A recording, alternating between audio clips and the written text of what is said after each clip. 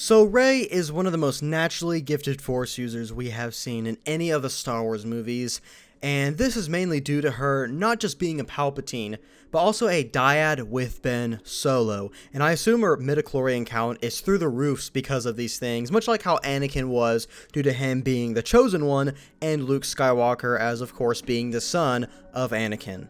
But like many other Jedi that we've seen, Rey, despite being a very loving and caring person, she still deals with the dark side pretty heavily. We see this a lot in The Last Jedi whenever Luke Skywalker is showing her the depths of the Force and kind of his own viewings of it, and we see Rey go straight towards the dark side as it called directly towards her, and as Luke said, she didn't even try to stop it, and this is because she is a Palpatine. Her bloodline is like no other in the galaxy, and unfortunately the dark side might always be kind of a natural part within her.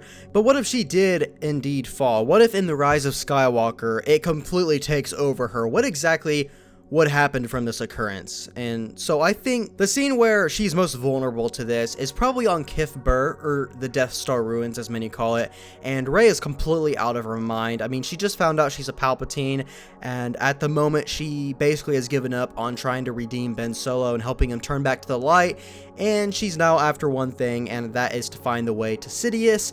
And she finally finds the Wayfinder, but of course after she sees a vision of her dark clone or her dark self, she does drop it, and Kylo takes it and then taunts her with it and finally destroys it in the palm of his hand.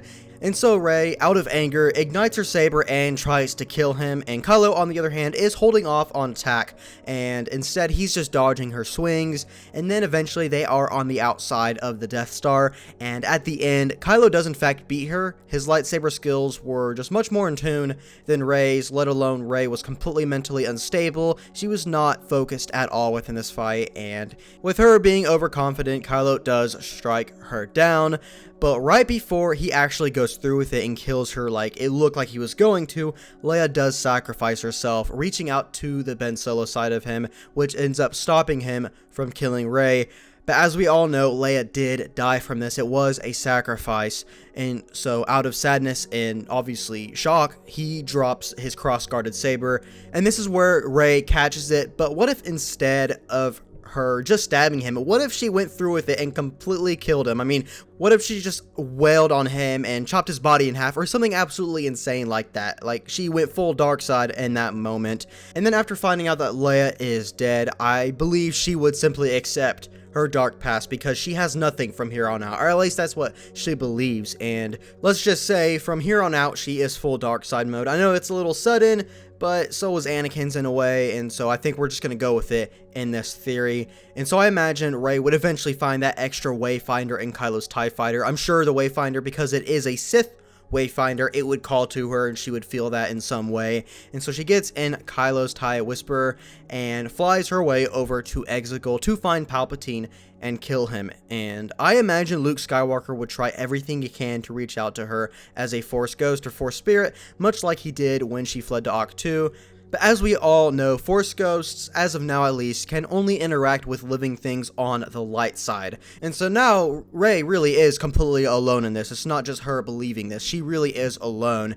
And so she arrives at Exegol, and the Sith guards come out, of course, but she takes them out one by one like they are nothing, as her being dark side has added a lot to her power, much like whenever Anakin turned in Revenge of the Sith and took out all the Separatists on Mustafar. There's sort of a nice parallel going on there, and after she kills all the guards, Palpatine does finally reveal himself to her and says how proud he is of his granddaughter for accepting her true fate and destiny. And Palpatine then explains to her that if she does kill him, she can indeed let his spirit pass through into her, giving her more power with the dark side than ever. And I think if this happened, Rey or Empress Palpatine at this point would be probably the most powerful Force user we have ever seen on screen. And so let's say she does agree to this and she kills Palpatine and does let his spirit pass through into her, giving her more power than she could possibly imagine. And so now it comes down to the First Order and Resistance. And remember, the Resistance was only able to find Exegol because Rey had originally sent her trail to them, which would allow them to follow her path. But in this scenario, it is just her, and she does take ownership of the entire fleet and becomes one with the Final Order. And I would assume the Knights of Ren are there, and they would understand what is going on and whose orders they must follow now that Kylo Ren is dead and Empress Palpatine is alive. They would accept her as their new leader, which would give her even more power with the First Order as well as the Final Order. And as Palpatine lives on within her, she does order the fleet to take off and attack all of the major systems. Remember, she was already dark side, but now that she has Palpatine within her, she's absolutely insane. And so I do believe she would order this fleet to attack all the major systems, and it would give her complete control over the entire galaxy, and the Jedi would be dead, and all hope would be gone for the Resistance and any future rebellion. There is just nothing they could do at this point.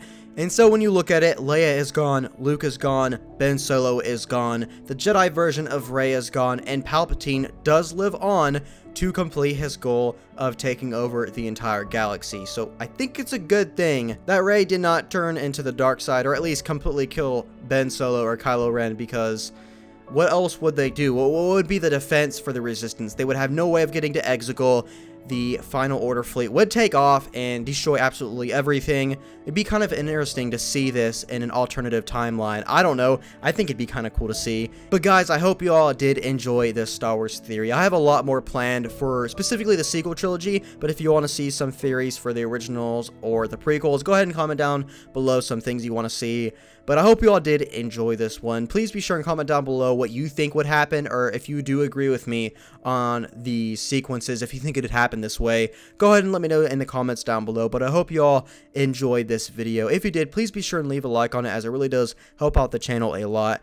And if you're new, why don't you go ahead and subscribe for more Star Wars news, gameplay, and more. And I'll hopefully see you in the next one.